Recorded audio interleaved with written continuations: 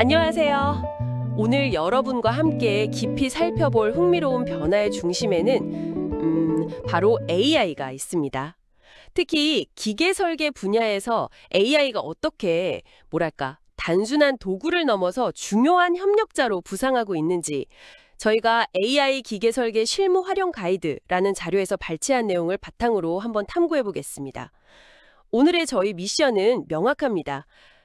그 전통적인 방식에서 AI 기반 설계로의 전환, 이 패러다임 변화를 조명하고요.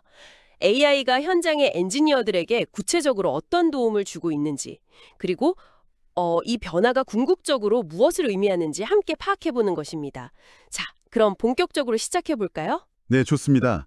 시작하기에 앞서서 이 논의의 배경을 잠시 짚어볼 필요가 있겠는데요. 요즘 제품들은 기능적으로 점점 더 복잡해지고 또 시장 출시까지 걸리는 시간은 계속 단축해야 한다는 압박이 크죠. 바로 이런 환경이 기계 설계 분야에서 AI 역할에 대한 기대를 높이는 주된 이유라고 할 수 있습니다. 엔지니어들이 마주한 이 도전을 AI가 어떻게 해결해 줄 수 있을지 살펴보는 건 그래서 중요합니다. 그렇습니다. 이 자료에서 가장 먼저 강조하는 건 AI에 대한 인식의 전환 같아요. 단순히 계산을 대신 해주거나 도면 그리는 걸 돕는 수준을 넘어서서요. 이제는 설계 과정 전반에 걸쳐 엔지니어와 함께 생각하고 아이디어를 발전시키는 지능적인 동료가 되어가고 있다는 거죠.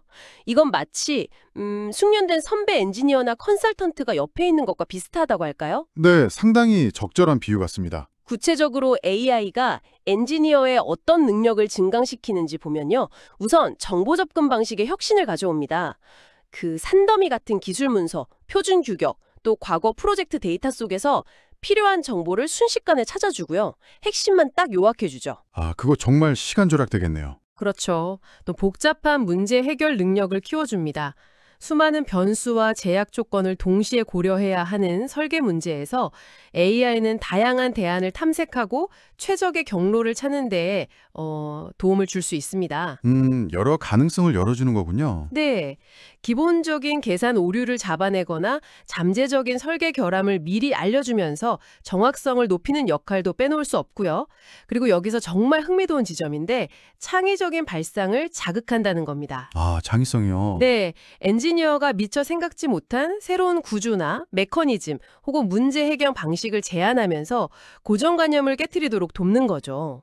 마지막으로 정보 검색이나 문서 요약 같은 반복적인 업무들, 이런 걸 자동화해서 엔지니어가 더 본질적인 고민, 즉 어떻게 설계할 것인가에 집중할 시간을 확보해 줍니다. 여기서 주목할 점은 바로 AI가 단순한 도구에서 협력 파트너로 진화하고 있다는 사실입니다. 과거의 CAD 소프트웨어가 연필과 자를 대체하는 그런 도구였다면요. 현재 AI는 설계 방향에 대해 의견을 제시하고 엔지니어의 의사결정을 돕는 훨씬 더 능동적인 역할을 수행하고 있다는 거죠. 능동적인 역할? 네, 이는 곧 AI를 얼마나 잘 활용하는지가 미래 기계 엔지니어의 핵심 경쟁력이 될 것이라는 그런 의미이기도 합니다. 네, 그 협력 파트너로서의 가능성을 가장 잘 보여주는 것이 바로 이 자료에서 주로 다루는 대화형 AI, 즉 LLM, 거대 언어 모델이죠. 우리가 평소 대화하듯 자연스러운 언어로 질문하면 AI가 답변하고 필요한 정보를 찾아주는 방식인데요. 네네. 이걸 실제 설계 업무에 어떻게 적용할 수 있을지 구체적인 사례들을 좀 살펴볼까요? 네, 아주 흥미롭겠네요. 구체적인 예시들이 궁금합니다. 있습니다. 예를 들어 2D 도면, 그러니까 정면도, 평면도, 측면도 보고 3D 형상을 머릿속으로 재구성하는 게 쉽지 않을 때가 있죠. 그렇죠. 특히 복잡한 형상은 더 그렇고요. 맞아요. 이때 AI에게 도면의 특징을 설명하면서 3D 형상에 대해 질문하면 이해를 도울 수 있다는 겁니다. 도면에 빼곡히 적힌 각종 기호들, 예를 들어 표면 거칠기나 용접 기호 또는 여러 주석, 노트들의 의미를 물어보면 자세히 설명해 주기도 하고요. 기호 해석까지요? 네. 나아가 특정 부품 형상이 어떤 기능을 수행하는지 혹은 이런 형상으로 설계했을 때 실제로 제작이 가능할지 이런 것들에 대한 조언도 얻을 수 있습니다. 제조 가능성까지 봐주는군요. 기술 정보를 찾고 해석하는 방식도 완전히 달라집니다. 예전에는 두꺼운 핸드북이나 복잡한 표준 규격집, KS, ISO, ASME 같은 것들이요. 이걸 다 뒤져야 했잖아요. 네, 맞아요. 책상에 쌓아두고 찾았죠. 이제 AI에게 직접 물어볼 수 있습니다. 가령 특정 볼트 규격의 강도 등급은 무엇인지, 특정 엔지니어링 소재, 예를 들어 SCM440 같은 합금강이나 A616 같은 알루미늄 합금의 기계적 성질과 열 처리 조건은 어떤지 즉시 비교해서 알려달라고 할 수 있죠. 어휴, 정말 편리해지겠네요. 비교 분석까지 바로 되니까요. 그렇죠. 밀링, 선삭, 연삭 같은 가공 방법이나 주조, 단조 같은 성형 방법들의 특징, 장점, 적합한 적용 분야에 대해서도 설명을 요청할 수 있고요. 이런 기능들이 당신의 업무에 어떤 변화를 가져올지 생각해보면 가장 큰 것은 아마 정보 탐색에 드는 시간의 극적인 단축일 겁니다. 필요한 기술 데이터나 표준 규정을 찾기 위해 몇 시간씩 헤매던 경험, 다들 있으실 텐데요. 근데 이게 단순히 정보를 찾아주는 것을 넘어서서 AI는 그 정보의 맥락까지 설명해 줄 수 있습니다. 이게 중요해요. 아, 맥락이요? 예를 들면요. 예를 들어 왜 특정 공차가 이 설계에서 중요한지, 이 재료를 선택했을 때 가공 측면에서 어떤 점을 고려해야 하는지 등을 알려주면서요. 엔지니어의 깊이 있는 이해를 돕는 마치 옆자리에 숙련된 전문가처럼 기능하는 거죠. 와, 그건 정말 그냥 검색 엔진과는 차원이 다른데요. 그렇죠. 바로 그 점이 협력 파트너라고 부를 수 있는 이유입니다. 여기서 더 나아가서 새로운 설계를 최적화하는 과정에도 AI의 도움을 받을 수 있습니다. 치수, 공차, 그리고 끼워 맞춤 같은 부분들이 대표적인데요. 끼워 맞춤이라는 것은 결국 축과 구멍 같은 두 부품이 결합했을 때 이게 헐겁게 움직일지, 틈새, 아니면 억지로 끼워져 고정될지, 억지, 그 중간 정도 일지를 결정하는 중요한 요소거든요. 네, 아주 기본적이면서도 중요한 개념이죠. AI에게 기준 치수와 공차 등급, 예를 들어 지름 20mm의 H7, H7 공차 같은 정보를 주면요. 이게 어떤 종류의 끼워 맞춤인지, 그리고 예상되는 최대 최소 틈새나 억지량은 얼마인지 등을 계상해주고 설명해줄 수 있습니다. 계산까지 직접 해주는군요. 네, 또 GD&T, 그러니까 형상 및 위치 공차 기호처럼 복잡한 개념의 의미를 설명해주고요. 이것이 실제 부품의 기능과 조립에 어떤 영향을 미치는지 해석하는 데도 도움을 받을 수 있고요. GD&T는 정말 배울 때 좀 어렵잖아요. AI가 도와주면 좋겠네요. 그렇죠. CAD 모델링이나 도면 작업 자체에도 구체적인 조언을 구할 수 있습니다. 예를 들어 리브, 그러니까 보강대가 있는 베이스판 같은 특정 형상을 모델링해야 할 때요. 어떤 CAD 명령어, 예를 들어 돌출, 컷, 리브 같은 걸 어떤 순서로 사용하는 것이 효율적인지, 혹은 어떤 피처 생성 전략을 쓰는 것이 나중에 수정하기 용이한지 등에 대한 아이디어를 얻을 수 있죠. 아, 모델링 순서까지? 네, 이때 사용 중인 CAD 소프트웨어 이름, 예를 들어 솔리드웍스나 캐티아 같은 걸 함께 명시하면 더욱 맞춤화된 조언을 받을 수도 있습니다.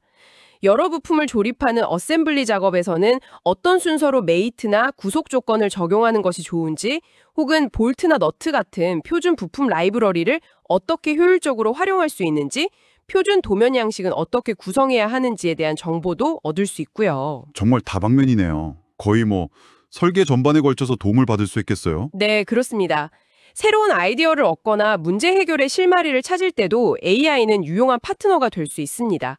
특정 기능을 구현해야 한다는 요구사항을 제시하면 이를 만족시킬 수 있는 다양한 기구나 메커니즘, 컨셉을 제안받을 수 있죠. 오, 컨셉 제안까지요? 네, 설계 과정에서 예상되는 문제점, 예를 들어 응력 집중이나 과도한 열 변형, 진동 문제 등이 발생할 가능성이 있다면 그 잠재적 원인이 무엇인지, 그리고 이를 개선하기 위한 방안은 어떤 것들이 있는지 아이디어를 얻을 수도 있습니다. 특히 DFM, 그러니까 제조 용이성 설계나 DFA, 조립 용이성 설계 관점에서요. 즉 만들기 쉽고 조립하기 쉽게 설계를 개선할 수 있는 아이디어에 대해서도 조언을 구할 수 있습니다. 아, DFM, DFA. 생산성하고 직결되는 중요한 부분이죠. 네, 결국 비용 절감과 품질 향상에 직결되는 중요한 개념들이죠. 하지만 여기서 이 자료가 정말 중요하게 강조하는 지점이 있습니다. 아, 어떤 점인가요? 바로 AI는 어디까지나 보조적인 역할을 수행한다는 사실입니다. 이게 핵심이에요.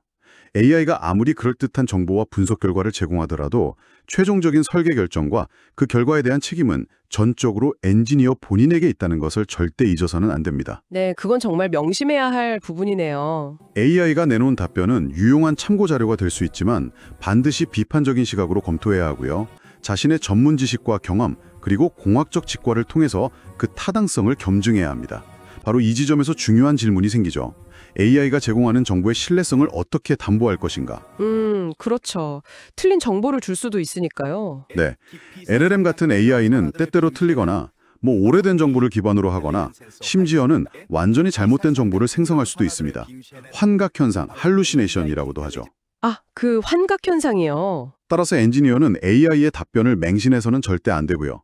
항상 다른 정보 소스와 교차 검증하거나 자신의 공학적 원리 지식에 기반하여 그 타당성을 판단하는 능력을 갖추는 것이 필수적입니다. AI를 효과적으로 활용하는 능력만큼이나 AI의 한계를 명확히 인지하고 그 결과물을 비판적으로 수용하는 자세가 중요해진다는 의미입니다. 맞습니다.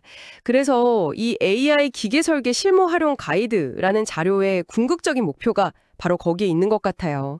엔지니어들이 AI와 효과적으로 대화하는 능력, 즉 좋은 질문, 프롬프트를 만들고 그 답변을 비판적으로 활용하는 능력을 키우도록 돕는 거죠. 네, 프롬프트 엔지니어링 능력이라고도 하죠. 네, 이 자료에서는 좋은 프롬프트의 조건으로 CAO 원칙 같은 것을 제시하기도 하는데요.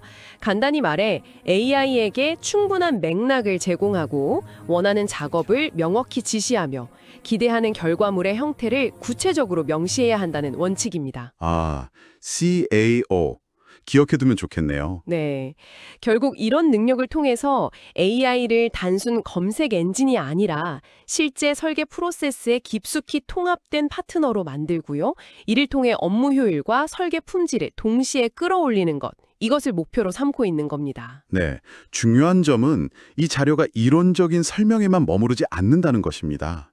오히려 실제 손으로 익히는 실습을 매우 강조하고 있어요.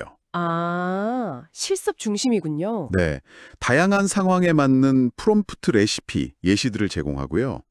50가지나 되는 실습 시트를 통해 실제 설계 문제에 부딪혔을 때 직접 프롬프트를 작성해보고 AI의 답변을 분석하며 스스로 설계 판단을 내리는 훈련을 하도록 유도합니다.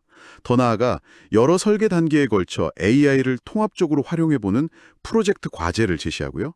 자신만의 프롬프트 로그북을 작성하며 경험과 노하우를 체계적으로 축적하도록 권장하죠. 와, 굉장히 체계적인데요. 로그북까지. 이런 실용적인 접근 방식이야말로 AI 활용 능력을 막연한 개념이 아닌 실제 현장에서 써먹을 수 있는 구체적인 역량으로 키워나가는 효과적인 방법이라고 할 수 있습니다. 네, 오늘 저희가 함께 살펴본 것처럼 AI는 방대한 정보 검색에서부터 복잡한 분석, 심지어 창의적인 아이디어 발상 지원에 이르기까지 정말 기계 설계 방식을 근본적으로 변화시킬 잠재력을 지닌 강력한 파트너임은 분명합니다. 네, 그 잠재력은 정말 대단하죠. 하지만 동시에 기억해야 할 것은 AI가 제공하는 정보를 비판적으로 검토하고 최종적인 판단을 내리는 엔지니어의 역할은 그 어느 때보다 중요해졌다는 사실입니다. 오늘 나눈 이야기들이 여러분께서 AI와 기계 설계의 미래를 바라보는데 새로운 관점과 또 영감을 주었기를 바랍니다. 마지막으로 이런 질문을 하나 던져보며 마무리하고 싶습니다. AI가 점점 더 설계 과정에 어떻게에 해당하는 부분들, 예를 들어 복잡한 계산 수행, 특정 CAD 모델링 절차 제한, 방대한 기술 정보 검색 등을 더 효율적으로 처리하게 된다면요. 엔지니어는 앞으로 무엇에 더 집중하게 될까요? 아, 좋은 질문이네요. 어쩌면 우리는 설계의 더 근본적인 왜, 즉 이 설계가 추구하는 진짜 목적은 무엇인지, 사용자가 진정으로 필요로 하는 가치는 무엇인지, 그리고 어떻게 하면 기존의 틀을 깨는 진정한 기능적, 형태적 혁신을 이룰 수 있을지 와 같은 본질적인 질문에 더 깊이 파고들 수 있는 기회를 얻게 되는 것은 아닐까요? 엔지니어의 역할 자체가 변할 수 있다는 거군요. 네, 이것이 미래 엔지니어의 역할과 가치를 어떻게 재정의하게 될지 함께 고민해 볼 만한 흥미로운 질문이라고 생각합니다. 오늘 시간 내주셔서 감사합니다.